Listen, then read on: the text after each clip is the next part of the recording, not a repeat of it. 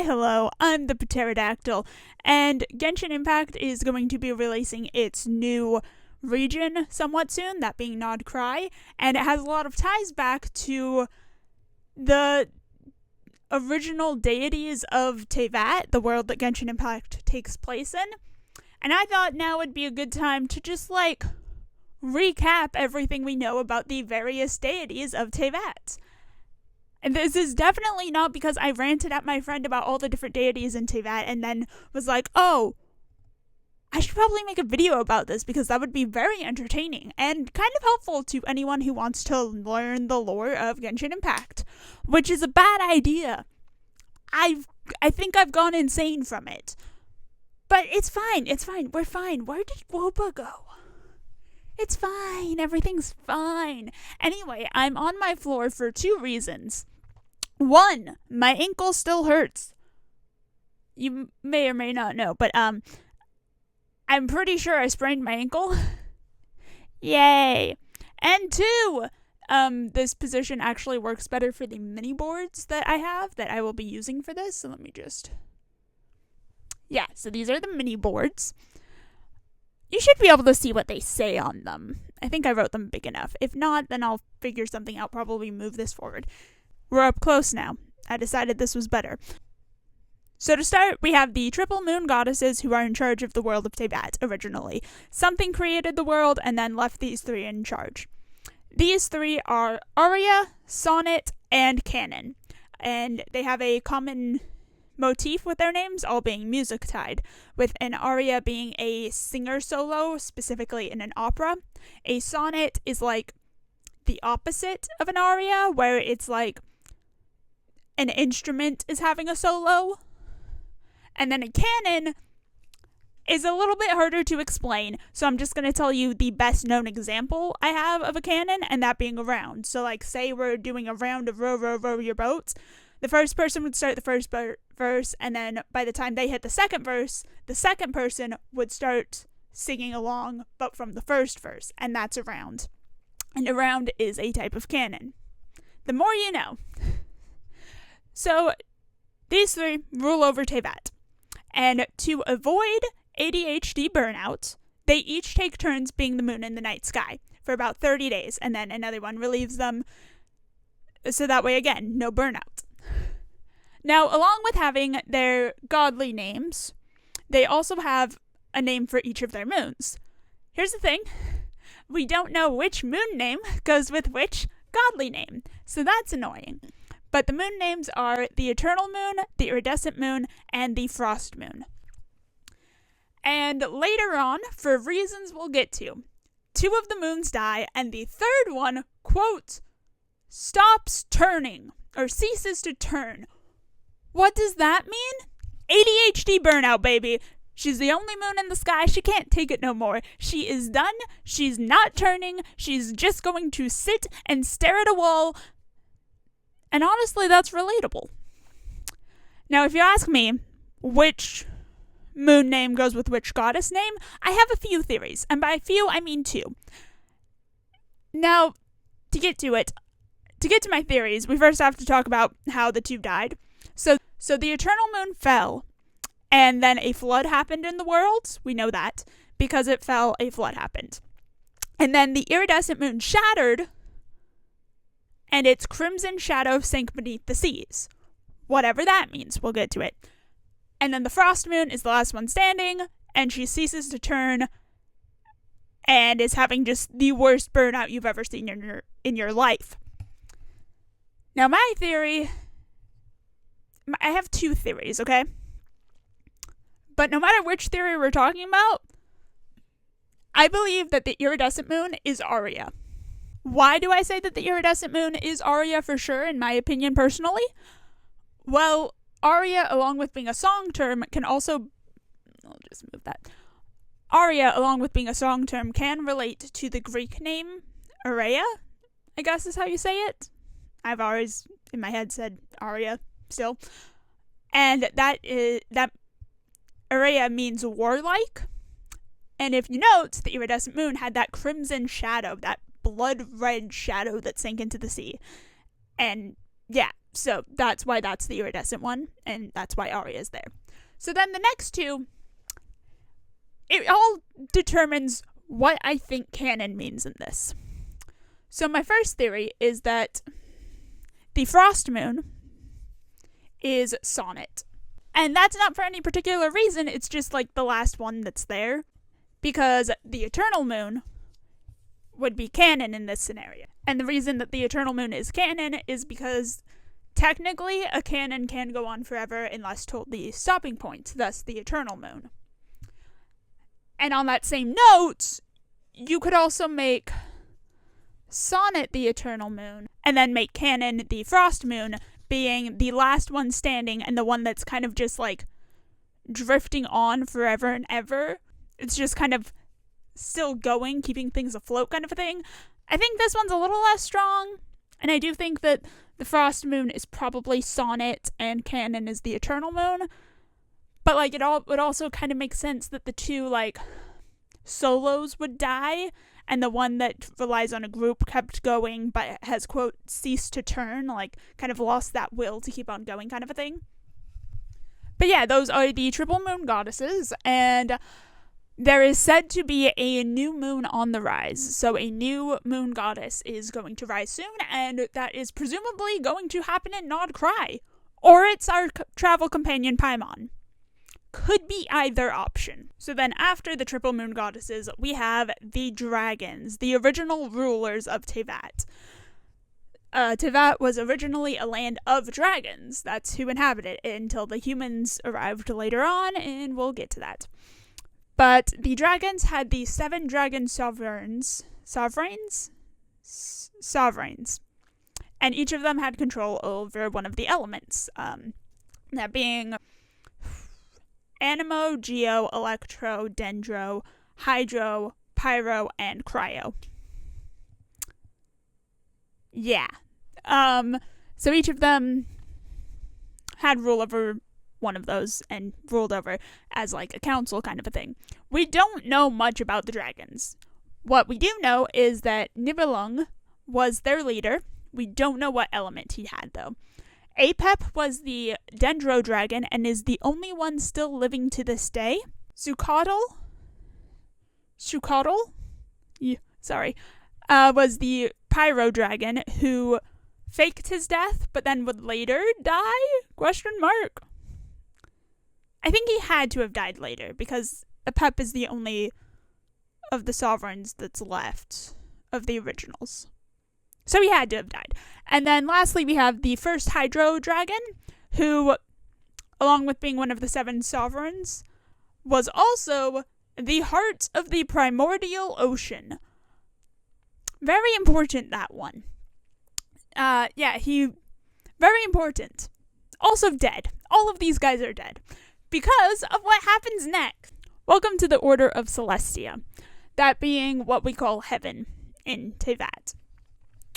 So, there are these people called Descenders, and essentially they're aliens from another planet. But their will is so strong that when they arrived in Teyvat, they could influence reality, essentially, and exert their will on the world. So this is Thanes, ? They're called the Primordial One. We don't know what they look like. So I've just drawn this egg for reasons. So the Primordial One, who, for simplicity's sake, we'll call Thanes, because that is presumably their name, they show up as the very first Descender in Teyvat, and they start to reshape the world to their will. To which the dragons are like, hi, hello, we already live here? Could you not, please? We're just chilling? And thus, Thanes declares war on the dragons. Thanes would then create 4 shades of themselves. Or just 4 shades, I guess? My theory is that if you combine these 4 together, you'll get what Thanes actually looks like. But the 4 shades are Nibaris, the Shade of Life, Istaroth, Shade of Time, Renova, Shade of Death, and Asmodee, Shade of Space. And together with Phanes' help, along with angels, don't question it, angels exist now, they would win the war against the dragon sovereigns. They would kill all of them except for Apep, who would flee. Shikotal would fake his death, only to be later killed by a human. And we'll get to that later. And the first Hydro Dragon would be replaced as the Heart of the Primordial Sea by a being that Nabarus created named Egeria. Because they had to replace the Heart of the Primordial Sea, otherwise bad things would happen, presumably. Later, Phanes would have problems with other Descenders coming in. There are 4 total, Phanes being the first, then there's the second, then there's the third, and then there's you, your player character, the Traveler, who is either Aether or Lumine, and they are the 4th one. There have only been 4 people in all of Teyvat's history that have been Descenders. There have been other aliens, people from other planets, but none of them have had a strong enough will to be Descenders, being able to inflict their will on the world. So later, when the second Descender arrived, they brought with them forbidden knowledge of the Abyss. And that's kind of a no-no for Fane. They're like, no, you cannot do that. Thank you. Get out. And so a second war would break out, this being between Phanes and the second Descender. This one would have large impacts, because some of the angels would side with the second Descender along with some of the humans. Thus, after this battle, Phanes would cut off Celestia, heaven, from the mortal world and send down all of the angels, make all of them fall essentially, and most of them would lose their physical form and become beings known as Seelie. Some of them would retain their human form or their physical form and are still around to this day. One of them's a witch named Nicole, and that's funny to me. But then also she would Phanes would cast down these 9 divine nails to try to seal up the forbidden knowledge and as kind of punishment to the humans for what they did, and these would cause disasters all over the world of Teyvat, which we'll get to later. But Phanes would actually win the war against the second Descender. Phanes is 2 for 2 at winning these wars. However, this time Phanes was very greatly wounded. And when the third Descender happened, we don't know exactly what happened, if this was a collaborative event between Phanes and the third, or if Phanes took the opportunity while the third was weak to kill them and turn their body into these things called Gnosis, or the Gnosis. But either way, whether it was a collaborative event or murder, the third Descender would become these objects called the Gnosis. And what these would do is these would grant power over... It would connect its user to Celestia, and also it would give them power over one of the 7 elements, something that's now greatly injured from the war with the second Descender. Phanes can't really do as well anymore. So, with the help of the third, willing or unwilling, unknown, Phanes would create the Gnosis, and they would make a declaration to all the gods of Teyvat. There are 7 seats in heaven. Whoever claims a seat gets to rule over their region and gets one of the Gnosis, giving them power over one of the 7 elements. This would kick off what is called the Archon War. And we'll get to that in a little bit. But first, let's go over the shades. The very first shade up is Nabarus, who is the Shade of Life. She created everything after being created herself, I guess. She would also create Egeria, the new heart of the Primordial Sea. And recently, she has been, quote, devoured by local immortal alchemist Gold, aka Rhine-Daughter. Which is insane. that was just dropped in our laps along with Nabarris' name, and like I did not know what to think. But yeah, Nabarris now shares a being, a consciousness, with Rhindaughter, who is one of the 5 sinners of Khaenri'ah, who we're not going to get too much into, but essentially 500 years ago, a land named Khaenri'ah rose up, and 5 people in there got like really advanced with their knowledge and technology and stuff, to the point where like kind of hubris levels, like outpacing the gods of the world, outpacing Celestia is what they were going for, to which Celestia said no. And fire and brimstone rained down, and it was called the Cataclysm, and it's very important going forward. A lot of things happen there. But those 5 sinners are immortal, and one of them is Rhindaughter. And now she's fused with Nabarris, and I don't know what to say about it. It's insane. Next we have Renova, ruler of death, and during the Cataclysm 500 years ago, she made a curse on all of the Khaenri'ahs, the pure-blooded Khaenri'ahs mostly, that they are now cursed with immortality. And you think that would be a cool thing. Except no, because there's this concept in Genshin Impact of erosion, where the longer you're alive, you slowly start to, like, your being starts to erode, like a rock being like hit with water all the time. Like bits of your being start to disintegrate from you, and like your soul kind of a thing, and your memories are gone. That happens. That is what the curse is. Also, during the war with the dragons, a large area of the ley lines, which are like how Teyvat, it's like how Teyvat exists. It's like how everything is connected in Teyvat, kind of a thing. The ley lines in the area of Natlan got destroyed, essentially. Heavily damaged. Almost destroyed. Renova would help, along with angels, reconstruct it, and making its own little area for Natlan's ley lines, making them different and weird. Also, Renova would later make a deal with the god of Natlan, where they can use her power, but it will cost them their life, kind of a thing. So we'll dive into that later, but she was very helpful for Natlan specifically.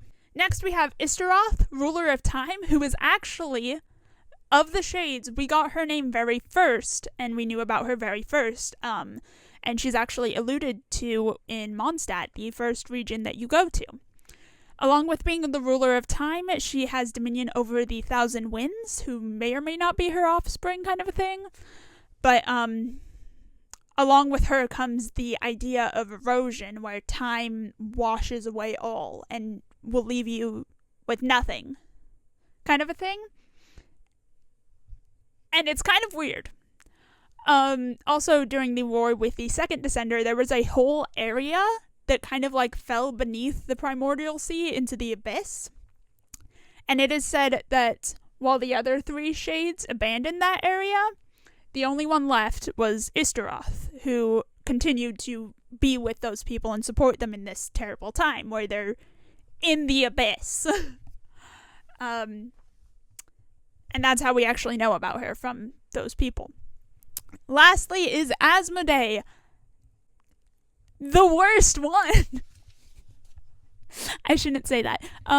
So Asmodee kicked off the entire events of Genshin Impact, where 500 years ago, the Traveler and their sibling, that's the player character, are aliens from another world, and they come to Teyvat, and they're just exploring, kind of thing, and then as they're about to leave, Asmodee gets in their way and fights them, separates them, kind of drains them of their power, and this will kick off the entire game that you play.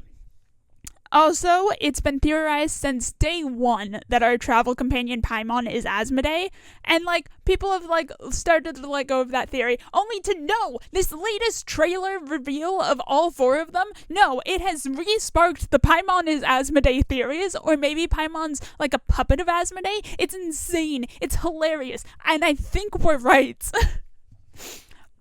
So yeah, in my opinion, Paimon is either Asmodee or she's one of the moons. I'm not going to let that go either, the idea that Paimon is the moon. That said, this is not my craziest theory about who Paimon is, and my answer is Osvaldo, aka Oz, aka Fischl's companion, making Fischl the traveler, and that's a video for another day. I've lost my mind. Somebody, please help me. So sorry about that. Speaking of Fischl and the area of Mondstadt, welcome to Mondstadt. We're officially now to the point where I can tell you the regional gods of each area, like each region of Teyvat. Starting with my favorite, Mondstadt, but also it's the first region, so I'm not playing biased, I'm going by region order. But I am biased, I love Mondstadt so much, best region. Alright, so Mondstadt, at the beginning of the Archon War, has two fighting gods. We'll start with Desarabian first. So Desarabian is the god of storms and lord of the tower. He built the original Mondstadt. And when the Archon War kicked off and he was challenged to see who would be the god of Mondstadt's area, he created a wall of storms around Mondstadt city to protect his people. And from his tower, he saw his people bowing down, being so thankful for this protection that he gave them with his storms. Meanwhile, the people were being physically bent over by the oppressive force of his storms, forced to bow. And so there's a bit of a disconnect there. He's thinking he's doing a great job. The people absolutely hate him. So this would later lead to a revolution, and Desarabian would be killed. He's dead. But now let's go to the challenger of Desarabian, that being Andrias, or Boreas, king of the North Wind. Andrias, we're going to stick with Andrias for now, is the king of the wolves also. And so when the Archon War kicks off, he's like, I gotta protect my wolves, my group. And fun fact, Andrias wasn't always a god. He got his godly power from a fallen god. We don't know who that is. We don't know what caused them to fall. Maybe it was Desarabian. We're not sure. But Andrias would take his power and as power of the North Wind and would challenge Desarabian for rule over Mondstadt. And from Andrias's power would turn Mondstadt's usually like nice weathered area into a frosty wasteland. And even at his full power, Andrias could not break through the wall of storms that Desarabian had built. But Desarabian wasn't going to attack Andrias either, so they were at a stalemate for a really long time. And that's where we enter in Barbados. So a group of people managed to escape Desarabian's storm city and was wandering the wasteland of ice. And they're just like, they prayed to whatever would help them. And their prayers reached one of the 1,000 Winds, who was empowered by it. And using this power would shelter them from the ice storms. This wind spirit would become known as Barbados. Barbados would use the faith of the people now put into him to build up his power to better protect them and help them. And eventually, this would rise to a full-on revolution against Desarabian, with Barbados, a warrior, an elf, a nameless poet, and the leader of the clan that had first left Mondstadt. And together, they would take down Desarabian. Unfortunately, Barbados' friend, the nameless bard, died. And so, from that point on, Barbados would take the form of the nameless bard. And Barbados' whole shtick is being the god of freedom. He wants his people to be free. And he is now, and having now won the war against Desarabian, Barbados becomes the first Anemo Archon. Now, the option was available to Andrias, but after seeing everything that went down, he was like, no, I can't rule the humans well. I just know my wolves. So as long as you respect the wolves, you take that title, man. So Barbados becomes the first and only Anemo Archon. Now the Anemo Archon, Barbados is like, okay, cool. I kind of don't want to rule over you guys, though. Like, I don't want to become Desarabian. I don't want to force you to do anything. So I'm going to help y'all get on your feet, and then I'm going to take a nap. And I'm not even kidding. So after helping Mondstadt be reestablished, Barbatos would then take a nap for a while. And this is for two reasons, actually. One, to let the people be free to do whatever they want. And two, to avoid the effects of erosion. Something that is a very real danger for the gods. 1,000 years after that, Barbatos would be waken up because his people needed him, essentially. The first, heads of, the clans who built up Mondstadt had become kind of the worst. They became the ruling aristocracy of Mondstadt and were terrible. They had gladiatorial arenas and slaves that they would make fight in those arenas. They were terrible, terrible tyrants. And it took 2 other tried and failed rebellions before Barbatos would be woken up. He would team up with a slave girl, Vanessa, and the Dawn Knight Ragnavir, who was inspired by one of the first attempts of rebellion. And together they would take down the aristocracy, and seeing that, okay, maybe people can't fully be trusted, Barbatos comes up with a new idea. He creates the Church of Favonius and the Knights of Favonius, where the knights are kind of like the daily governance kind of a thing, and the church is, the church who does Barbatos' will. And together they will rule, so that way neither can get more powerful than the other, and neither can oppress the people without the other one stepping in and being like, hey, freedom, remember?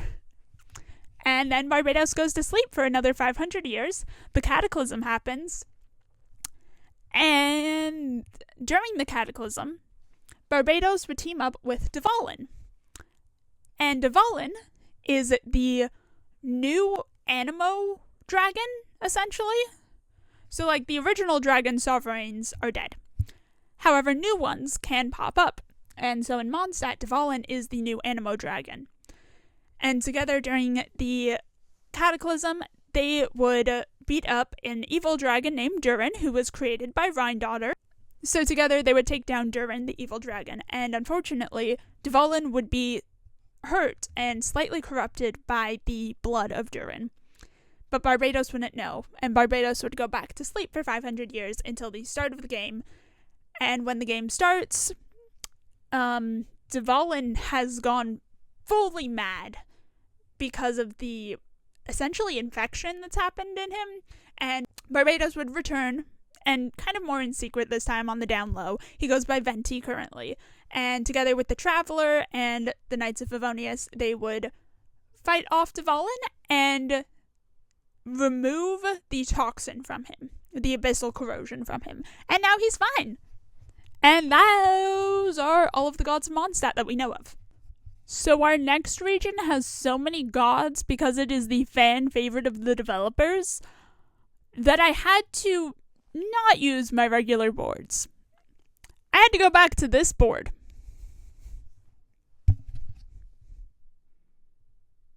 Yeah, welcome to Liyue. Now look, some of these are just drawings that I did because they have no official art. But I'm not going to not mention them, because this is an absurd amount of deities in one region who are all fighting in the Archon War. Let that sink in. All of these guys were fighting each other during the Archon War. Okay, I don't know how to say these. Baik? Baishu? Baiku. We're going to go with Baiku, who was a scary, evil sea monster who was very hard to defeat, but he was defeated. Next we have Chi, or Kinsei, who was a big old snake. Or maybe it refers to multiple snakes. It's kind of hard to tell. Then we have Osial, Lord of the Vortex, who died and then was resurrected by an absolute mad lad to commit terrorism centuries, thousands of years later, for us, the player, to deal with. And then his wife, Beisht. Yeah, that's it. She came for revenge once, and then we beat her. Urabashi, who we'll get to later, because he actually flees from all of this and shows up later. And now we can actually get to some of the gods with, lore. Next is Khaenri'ah, who is the goddess of salt, who during the Archon War, she was beloved by her people. But she was also way too weak to win the Archon War herself. And seeing this, her people didn't want her to suffer, so they killed her instead. Yeah, the only picture I have of her is this pile of salt, because she's the goddess of salt. And yes, that is her corpse. And also, the saltified corpses of her followers that killed her. The goddess of Chenyu Vale, she had these three, they're called Adepti. They're essentially like godlike beings. Anyway, they were friends with her. But as the Archon War was going on, she went a little mad. The goddess of Chenyu Vale went mad, and her three familiars saw this, and they were like, okay, we're on your side, but like, you're kind of losing it. And she was like, I'm gonna lose it if I don't do this. And so she planned to flood the Baishu River, and therefore destroying everything that was downstream of where she was, which would have killed a lot of people, and it was partially successful. However, her familiars got in the way and stopped most of it. Her ultimate fate is presumably dead, but we don't fully know. Hence why I put flood for her. Taudu, who is represented by this tree, that's him. He sacrificed himself to become the barrier between life and death. Like passageway to the afterlife for the people of Liyue. And now, we have the winning alliance. Because there was an alliance formed in this, and they won. First, we're going to start off with Marchosius, aka Guoba. He is the best. I don't know where he is right now, but I have a giant stuffed animal of him. So, Marchosius wasn't technically in this alliance, but he was friends with these two who were in the alliance officially. And he worked with them a lot. And when the river flooded, and like the people of the Guli Plains were in trouble, Marchosius helped in the evacuation. And what he did as the god of soil is pour his essence, his knowledge and wisdom into the soil itself, and would prevent any more catastrophes from happening to the people on their way to their destination, that being Liyue Harbor. Very big move of him, and it would also cause him to lose a lot of his power. Marchosius is also the god of the stove, so he would provide the people nice little food snacks, which is adorable, and we love him for that. Later, during more disasters, presumably the cataclysm, as more disasters rained down on Liyue, Marchosius would pour more of his power into the soil until he lost just about everything to protect the people, to prevent the catastrophes from fully reaching Liyue Harbor, where all of the people are. And in that, he would become a small version of himself, just barely anything there compared to his massive form here. And then he would go and he would hide away in a mountain and take a nap.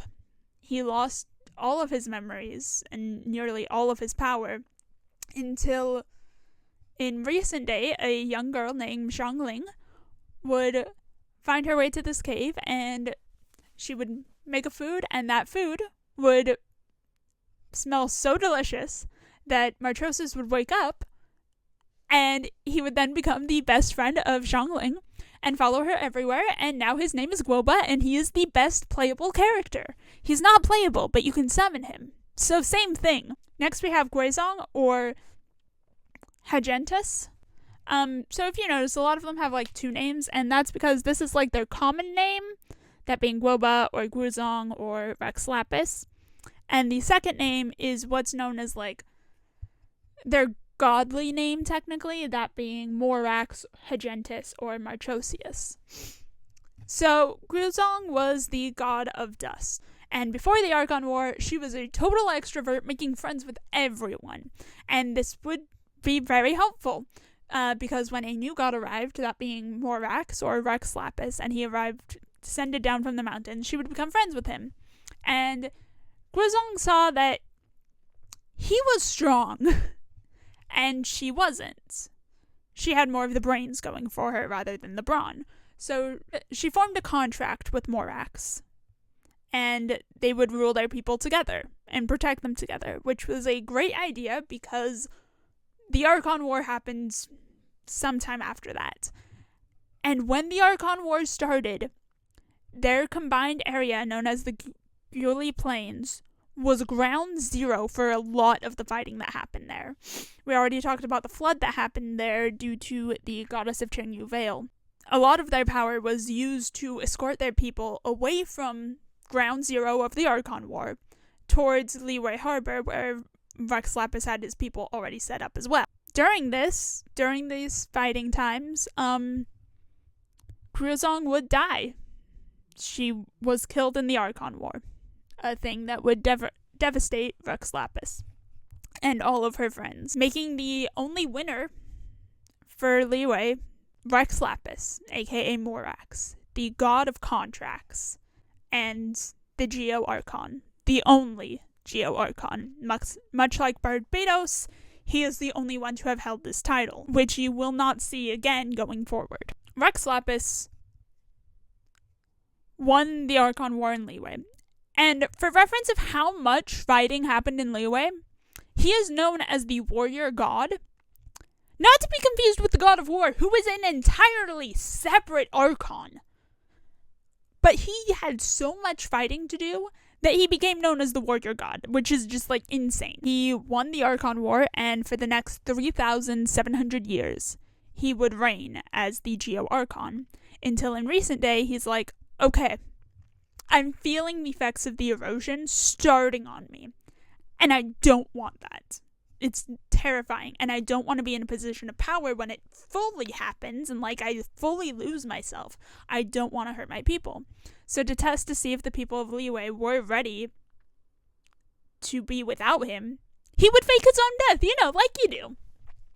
So yeah, in recent times he has faked his own death successfully, and then when an absolute mad lad, Tartaglia, child, would summon Osile from the depths, resurrecting him, to try and bait out Rex Lapis so that way Child could fight him. He's insane. What are you doing, Ajax?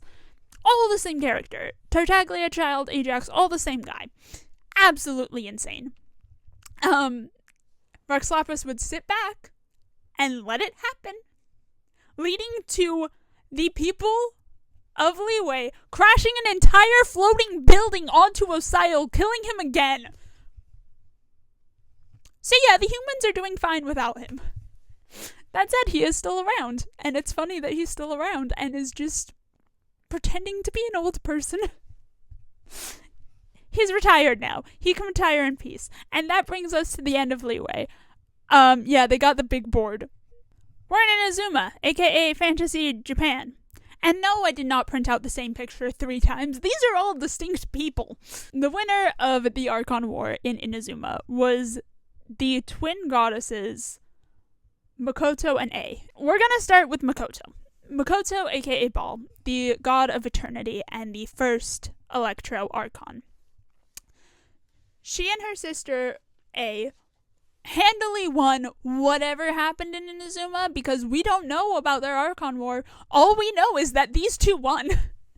And then Makoto would be crowned the Archon, the Electro Archon, because A didn't want it. A was not the sociable one. Makoto was. However, the two would rule as if they were one Archon. That being, Makoto would handle all of the actual ruling part, and whenever a threat popped up, A would be sent out to fight it. That's how their dynamic worked. Till about 500 years ago, during the Cataclysm, at the request of Celestia, all of the Archons were sent to Khaenri'ah, ground zero for the Cataclysm, and it was there that Makoto would die. She wasn't the fighter, A was, and A didn't go with her. A didn't know that Makoto was going. Makoto went alone and she died, leaving A to pick up the pieces and become the new Electro Archon. That brings us to A, aka Beelzebul, who is the god of eternity. So back when the Archon War was happening and these two won, A gave up her physical form so that way Makoto could be the true winner of the Archon War. But then as soon as Makoto became the Archon, her first act was to remake A's physical body so that way she could rule with her. And like I said, A would be the sword, essentially. As far as the actual Archon War goes, A won it. A won the war for them. Makoto was just better equipped to deal with ruling as Archon. When Makoto died, A became the new Electro Archon, and things only got worse because they had some friends, and due to events, she would have to kill multiple of those friends. Sad! And it's this guy's fault, but we'll get to him in a little bit. After, and due to all of the grief that A is facing, A decided to really focus in on the concept of eternity. Now, my joke is that, and it's not even a joke, it's just straight up a fact, A is essentially autistic, with her special interest being the concept of eternity. Like, you can't even argue that with me. It's essentially just what the subtext is. In order to pursue this eternity and to avoid the effects of erosion, A would do the most insane thing. She would create a puppet, and her first attempt didn't go so well. It was a little bit too human in terms of its spirit, and so she would let that one live its own life. Bad move. It became a serial killer. Its name is Wanderer, and he's a menace. His name is also Scaramouche, or Hat Guy, depending on where we are in the timeline. He's a menace. Anyway, then A would create a second puppet, and that would become the Raiden Shogun. And A would program it to be a robot to pursue her concept of eternity. A would then put her physical spirit into the sword that the Raiden Shogun wields. And then A would meditate in her own personal universe called the Plane of Euthymia, and she would pursue eternity there. Because eternity is something that does not change. And that's what the Raiden would seek to pursue for Inazuma. Closing down its borders, making sure that things stayed the same, doing what is called the Vision Hunt Decree, where like visions are like physical empowerments given to people by the gods.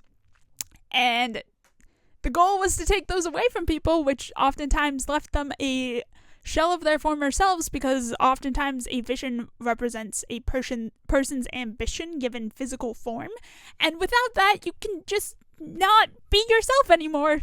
Kind of horrifying. Anyway, this pursuit of eternity would lead to a civil war in Inazuma, and you, the traveler, showing up, fixing everything, and then, because of you and A's friend Yaimiko, who is a fox spirit lady, A would realize the error of her ways and undo all of the stuff that the Shogun did. However, the Shogun's programming was very strict because A foresaw that she might change her mind. So she made a failsafe where the Shogun can override her authority. And so then A would then have to do spiritual battle for 500 years against the Raiden Shogun. But this is all in the past time, because this is a time loop. Because Makoto knew that A didn't understand her pursuit of eternity. Because to Makoto, every moment was a moment of eternity. Eternity is the memories you have with you, not trying to make everything stand still. It's admiring something for the instance that it's there. And this is all time travel things, thanks to Makoto maybe having a connection to Istaroth, the ruler of time. So, things are complicated. But now the Raiden Shogun is chill, A is chill, we're all good. And that lastly brings us to Orobashi. Now, Orobashi fled from the conflicts of Liyue because he lost. He lost bad. And the only place he could go was the Abyssal Sea. The place where, what's the land called? The same place where many of the original dragons of the world hid after the Heavenly Principles took over, that being Fanes. And this is also the same place that an area known as Byakuya Koku fell into during the war with the Second Descender. And so those people have been there this whole time. And so when Orobashi gets here, he's like, oh my gosh, finally, this is a place where the Heavenly Principles can't get me. I won't be punished, and I won't be killed for losing the war, right? Like, only one god can rule kind of a thing, and unless you're in an alliance with that god, you're gonna get dead. That's the implication, or you're gonna get punished or something. And so Orobashi gets here, and he hides away. And it's here he finds the people of Byakuya Kayoku? I swear I can say it in my head, but not with my tongue. And these people have managed to survive in the Abyssal Sea for this long, however long it has been. Most likely over 1,000 years. Maybe even over 2,000 years. And so he sees the people, and he knows what he has to do. They're suffering here. Like, yes, they've managed to survive, but it's not going to last for much longer, kind of a thing. And so he does what's right, but what will ultimately get him killed. So he takes the people of, and I'm going to say the easier name this time, Enkanomiya. That's what they also call the land. They, rechanged all of the names for everything to be more Inazuman and less what things used to be in the past, kind of a thing. Like a translation of their words into the tongue of Inazuma, kind of a thing. The people of Enkanomiya, and he goes to them and he's like, yeah, I can get you out. And so he becomes their god. And what he does is he takes a portion of Enkanomiya and he creates Watatsumi Island and lifts it up back to the surface, allowing everyone in there to return to the overworld. And when this happens, obviously A comes down and is like, what is going on? And there's a little bit of fighting, but eventually a peace is made between Orobashi and A and Makoto. A peace is reached, and the people of Watatsumi Islands, that's what it's called now, are safe. And there's this implication that Orobashi knew what was going to happen and made a specific deal that the twins would kill him when the time came. The implication being that he knew he had to die, and he knew that he was kind of abyss corrupted at this point, or maybe he just had to die because the Heavenly Principles don't like things coming back from the abyss.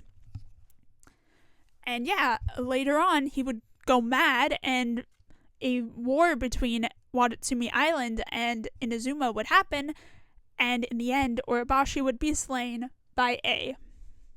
And because of the, quote, malice leaking from him and his divine essence, which doesn't ever truly go away, it more just seeps into the earth, that would later corrupt some of the friends of A and Makoto, making it so that way A would have to kill them, and that's where that comes in.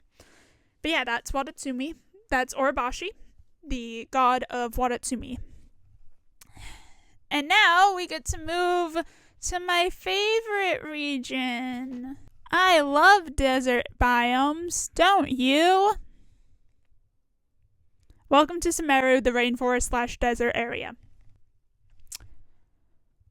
So there's a lot going on here, but it's also kind of simple at the same time. So what happens is during the Archon War, these three, King Deshret, Nabu Malikata, and Rukkhadevata, all decide to just work together and rule this area together. And our story starts with Nabu Malikata, who is actually an angel. She is one of the angels who was able to maintain her physical form when being cast out of Celestia. She landed in the desert and had an agonizing time there. She was in agony from her fall from heaven, essentially, and would wander the desert, and she would come across King Deshret, aka Alamar, aka Amun. And the two of them would become quite close. Implied relationship there. Implied king and queen of their new oasis paradise, because she is the goddess of flowers. She created an oasis in the desert for him and his people, essentially. And then later on, she would meet Rukkhadevaka, and the two of them would bond over riddles, essentially. And then Rukkhadevaka would meet up with King Deshret, and they were all friends, and they decided when the Archon War happened that they would rule together. Nabu Malikata would die at some point, and that would be when she would give access to King Deshret to forbidden knowledge. And we'll go into that now, because since she's dead, we'll go to Deshret. King Deshret, aka Alamar, aka Amun, is the god of sand / desert / the red sand. During his rule, this thing happened called, Phanes got really upset with everyone because the angels turned on her, so she sent down these divine nails that hurt everyone's day. Thanks, Phanes, you're the worst. And, so the 9 divine nails rained down, and one of them landed in the desert, and would amplify the desert that was happening. And this kind of messed up everything for Deshret and his people. And it made like a huge sandstorm that is still there to this day. So this is presumably what started King Deshret to hate Celestia, aka the heavens, aka Phanes. And he kind of wanted to take them down. He was unhappy with how things were, and he would make a deal with the Dendro Dragon Apep for reasons. And so King Deshret wanted to overturn the heavens. And so he asked Nabu Malikata what he should do, because she was a part of the heavens once. She was an angel in heaven. And she told him how the dragons originally had the power, and what the second descender had power. And that is the forbidden knowledge. This abyssal knowledge. Knowledge that does not belong in this world and that will corrupt it. And Deshret is like, that sounds like the only way, so let's do it. So Malikata gives him access to this divine knowledge, and in doing so, it costs her her life. It also makes Deshret go insane. He believes, no, she's just sleeping. It's fine, she's just sleeping. And, he went insane. And in bringing forth the forbidden knowledge, he would essentially curse everyone in Sumeru to be afflicted by it. It was corrupting everything that it touched, kind of a thing. And it's very much so a physical force. The world started to go downhill along with King Deshret's mind, until he had a moment of clarity, where he's like, oh, this is kind of bad. And so he would plead with Rukkhadevaka, and the two would team up one last time to try and rid the world of this forbidden knowledge. In doing so, King Deshret would give up his life, and Rukkhadevaka would be depowered and revert to the form of a child. And it still wasn't enough. The forbidden knowledge was still there, but it bought them time. And this leads us to Rukkhadevaka, goddess of wisdom, lord of venture. Lord of virtue.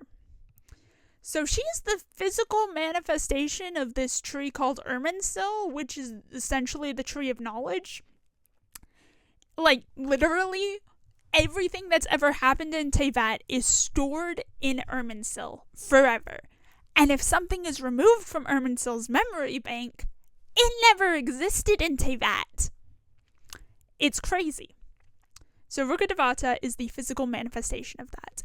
And when the forbidden knowledge happens, it's physically killing part of Irminsul. It is corrupting it, because it's not supposed to be here and it's deadly to Irminsul. And she's like, okay, I'm backing off. Just as King Deshret gets the forbidden knowledge, she's like, nope, I'm backing off. So she goes and she creates the rainforest of Sumeru, and there she would protect anyone who was seeking safety from this forbidden knowledge, and she would teach them how to learn for themselves, kind of thing. She wouldn't give them all the knowledge they needed, but teach them how to get to the answer. And she became the Lord of Wisdom and would rule there and protect the people. And then King Deshret would come to her. They had a plan, and they executed it, killing King Deshret and reverting Rukkhadevata to the form of a child. This would also cause the followers of King Deshret to think that she killed him, and they still hold that grudge to this day. Along with that, Rukkhadevata would also become the winner of the Archon War. The reluctant winner of the Archon War, becoming the Lord of Dendro, the Dendro Archon. During the Cataclysm, Rukkhadevata was the only one of the 7 Archons to not go and fight in Khaenri'ah. Her job was to protect Irminsul at all costs, kind of a thing. And so she did, and it cost her her life. Rukkhadevata would die protecting Irminsul from the Cataclysm and what forbidden knowledge they were using. But left behind was a new god, that being Kusanali or Buer. Kusanali is the god of wisdom and the current Dendro Archon. Kusanali was birthed from Rukkhadevata's death, kind of a thing. And not everyone likes the fact that they had a new god in Sumeru. They're like, but we really liked our old one. Fine, we'll take in the child, I guess. And not to mention, Kusanali was weak. She was a newborn god. She didn't know anything. And compared to the wisdom of the academia that Rukkhadevata had grown, she was kind of useless in their opinion. So she was kind of sidelined for about 500 years until the new sages of the academia decided, okay, but consider this. We use the divine essence of Kusanali to create a new god, a god of humanity, of machine, and they're insane. And we stopped them and freed Kusanali from the literal cage they put her in. She didn't deserve it. After all of that happened, Kusanali gets the feeling to go back to Irminsul to see what's going on and see if she can stop the forbidden knowledge. And that's when Rukkhadevata's true plan comes into play. Because Rukkhadevata didn't fully die during the Cataclysm, no. She cut off a part of the branch of Irminsul, and that branch became Kusanali. And then once Kusanali was strong enough to become the new physical embodiment of Irminsul, Rukkhadevata would have Kusanali fully kill her.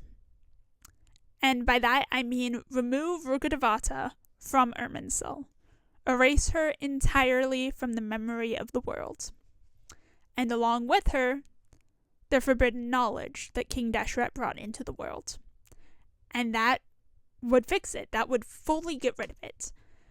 But to do this, no one will remember Rukkhadevata. Not even Kusanali. But she does. Rukkhadevata no longer exists, and everything that was attributed to her now belongs to Kusanali. It's always been Kusanali. There's no Rukkhadevata ever. That's where the Dendro Archon is. And then there's one last character named Bifrons. This is Bifrons, the mushroom god, who had a cult.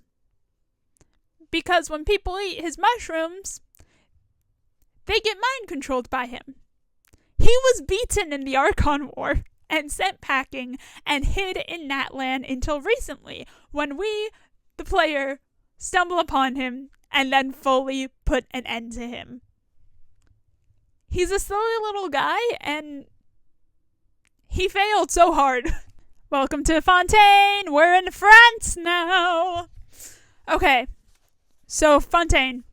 we've already mentioned this. So this is Egeria. She is the new heart of the primordial sea that was created by Nibiris after they killed the first dragon, the first Hydro Dragon, right? Egeria is the mistress of many waters, and she is the perfect candidate for the first Hydro Archon, right? She was created by the heavens themselves, but no, she done goofed. See, Egeria had these familiars, called Oceanids. And she decided that they deserved to be humans. So she transformed them into humans. This was all without Phanes' permission, right? The Oceanids becoming humans, so Egeria done goofed. And now she's in timeout and cannot play. And, now all of the Oceanids who are now humans, they're instantly deemed sinners. And if they come into contact with the primordial sea, they'll be dissolved. I'm not even kidding. Fontaine is a wild ride. Okay, so now Egeria can't be Archon. Oh no, because she's in timeout. And the Archon War still gets to happen in Fontaine. Yay! But who's it between? Well, it's between Egeria's followers and this guy. I hate Remus so much. He's just the worst. It does please me to know that Remus actually lost. He lost to someone who was in timeout. He lost to just her followers and his own hubris, and I love that for him. So then Egeria would be allowed to become the first Hydro Archon. A prophecy was created, and then Egeria and Rukkhadevata would team up during the Cataclysm, and they had this weird plan to hold back the Abyss ? It may have been, like, the actual Abyss leaking into the world kind of a thing, and this plan killed Egeria. And then the Mantle of Hydro Archon would go on to one of her Oceanid familiars named Focalors. But we'll get to that later. Now it's time to backtrack to Remus, who's the actual worst. Remus, the God King. So humble. He sucks so bad. I mean, he called himself the God King, guys. He's the worst. I hate him so much. Anyway, so Remus fled from Sumeru. He's already starting off as a loser. I can't make this up. He left Sumeru because he didn't win the Archon War there, I guess, to the triple powers of Deshret, Nabu Malikata, and Rukkhadevata. He could not win against them, so he just kind of fled and was like, poor me. I guess I'm just gonna, sail out onto the sea of this area and probably die here myself. But then he ran into what is presumably an angel. Her name was Silba. And she prophesied to him that he would be the ruler of a great empire. And Remus was like, oh, wait, I can do something? Awesome, I'm doing that. I'm building that right here in Fontaine Seas. Get wrecked, heavens. Get wrecked, Sumeru. I'm winning. I'm gonna be the God King of this area. I hate him so much. Is this me? Just, He probably didn't say it like that, but like, he called himself the God King. He's the worst. I hate him. Also, this is the only image we have of anything like him. And I think that's hilarious. He builds his empire, Rumeria. Yes, named after himself. And he built it on the sea Fontaine. But oh no, there was more to the prophecy. You see, his empire would fall, and that's not acceptable. No. See, he's the God King. His empire can't fall. What are you talking about? No.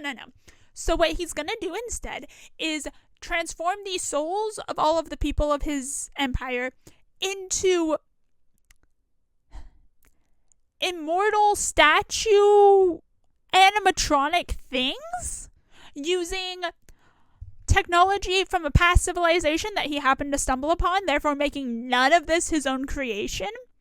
Oh, and also he's gonna take over and rule over the barbarians that are the people of Egeria, because, like, they don't have this great technology that I have, that I definitely made myself and didn't find from an ancient civilization.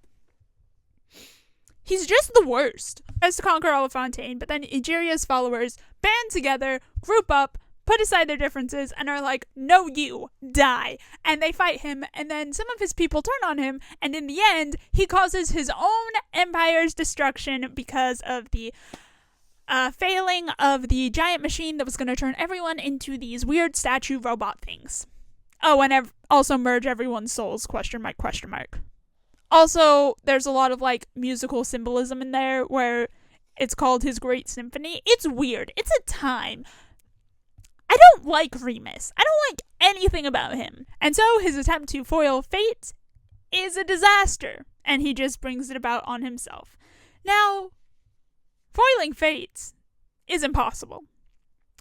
But, maybe if he had been smarter, he could have done something better, because Focalors has to deal with a similar prophecy. Enter in the God of Justice Focalors, and the current Hydro Archon.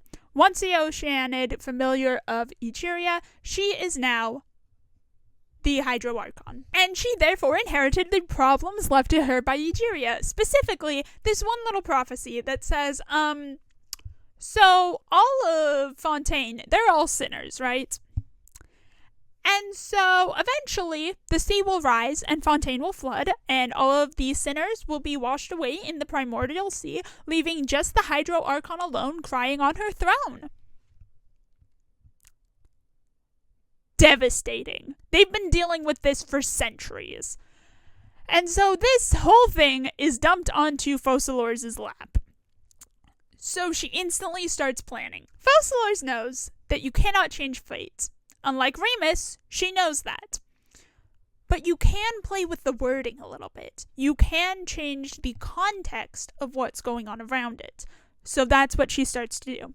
First step, separate her divine essence from her physical form. So the physical form from now on will be called Farina, even though Farina is Focalors and just like the divinity separated kind of a thing. So yeah, this is Farina, and we'll call this one Focalors. But they are the same person. Focalors put her divine essence into the Oratrice Mécaniste d'Analyse Cardinale, and this machine essentially judges people in Fontaine. They've got like a 2-judge process here, and we'll get to that in a moment. But with the divinity gone, Farina, Focalors Farina, is now like, I'm sorry, what's happening? I just woke up and I'm a fully formed human being. To which the divinity Focalors tells Farina, hey, I need you to pretend to be the Hydro Archon for me. Play it up. Be the Hydro Archon while I deal with the prophecy that's happening. I'm gonna solve it. You just pretend to be me for a little bit. Okay?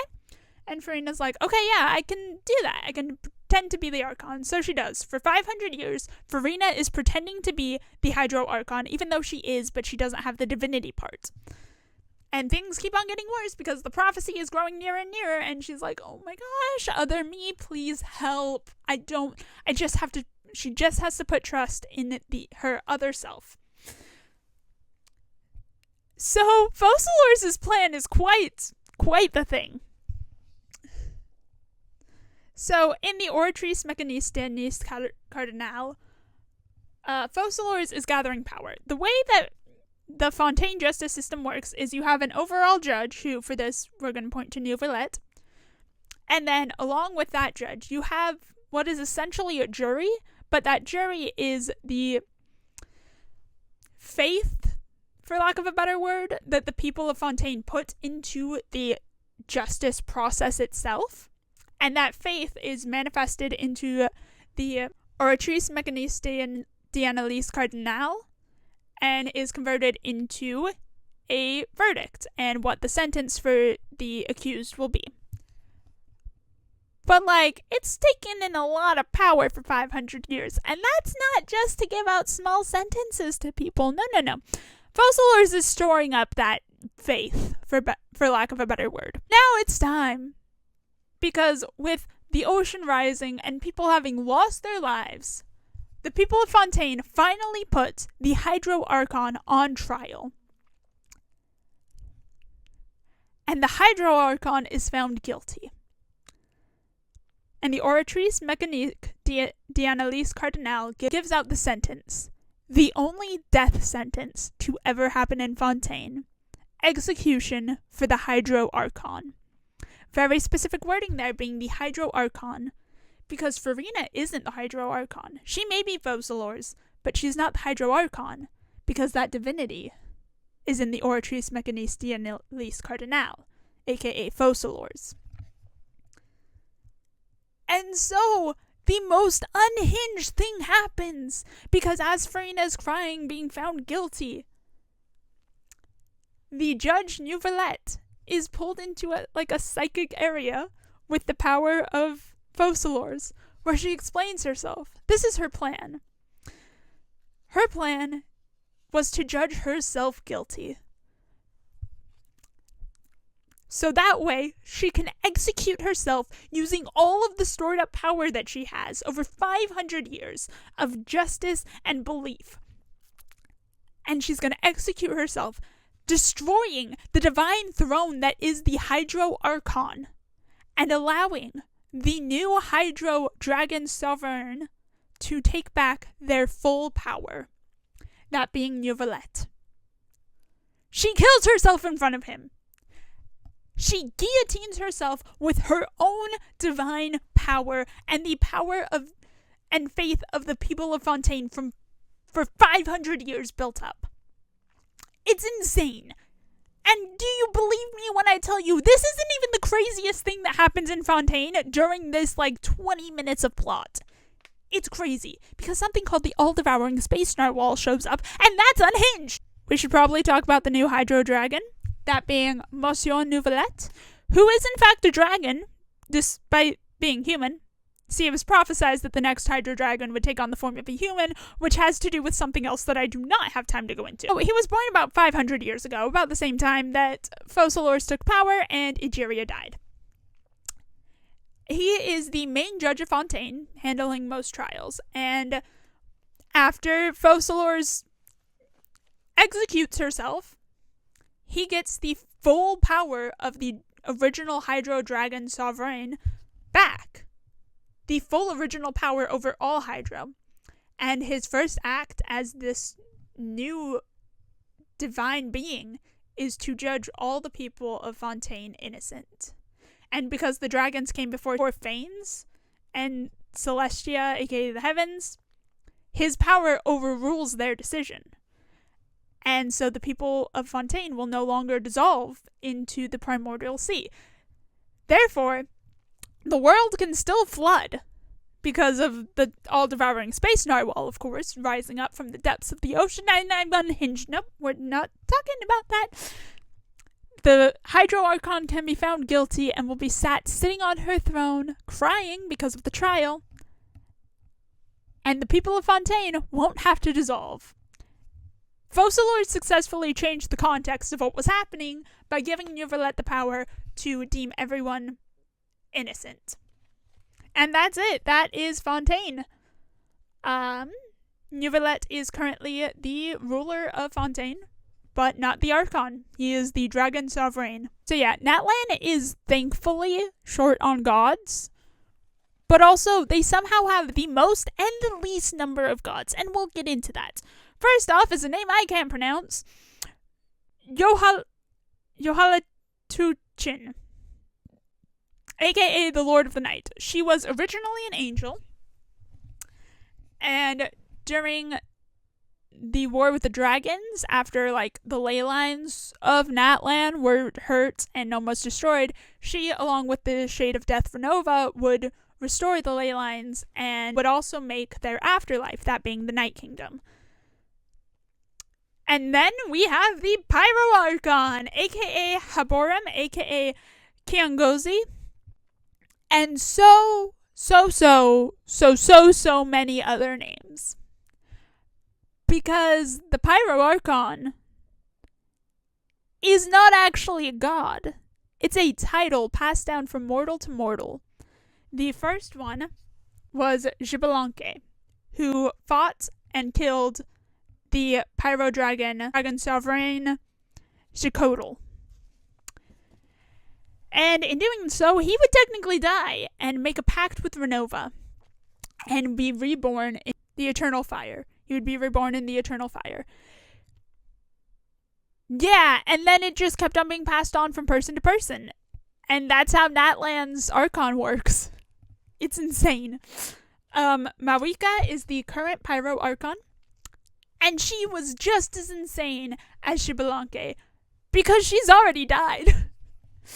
Marika, the current Pyro Archon, was also the Archon 500 years ago. However, as the Abyss was growing stronger and, the Cataclysm was happening and Natlan was gonna be overrun, they needed to stop the war against the Abyss. So she came up with a plan, and she would die in the battle with the Abyss, sacrificing herself more or less, so that way she could return 500 years in the future to enact her plan to bring together heroes of Natlan and create a spell that would essentially make what's known as the Night Wars active through all of Natlan, so that way they could fully push back the Abyss. And what the Night Wars is like, when it's active, anyone who dies in the battle does not actually die. They get reborn in the Eternal Flame and brought back to life. This costs Marika her life. If it weren't for somebody else stepping in and being like, hey, I would like to die, thank you, Renova, that being El Capitano, who is from Khaenri'ah, who has been immortal all this time, and he's like, yeah, thanks, Renova, can I die now, please? That would be amazing. I will gladly take Marika's place. And that happens, and now Marika is still the Pyro Archon. And with that, that's it. That's all we've got. The next nation is going to be Nod Krai, and then after that is Snezhnaya, where Snezhnaya, we know this. The first Cryo Archon was Beli Tsar, or Zar, I guess, is how you say it. And they're the first Cryo Archon, and that's all we know about them. And then the current Cryo Archon is the Tsaritsa, who, for unknown reason, is trying to collect the 7 Gnosis. That's it. She also changed after the Khaenri'ah Cataclysm 500 years ago. Presumably, we think she's like the goddess of like love or something, or like compassion or something along those lines, and that's why she changed after having to deal with the Cataclysm 500 years ago. But yeah, that's it. Those are all of the gods of Genshin Impact. My favorite is obviously Martrosis, aka Guoba, followed shortly by Barbados. Yeah, that's it. Bye.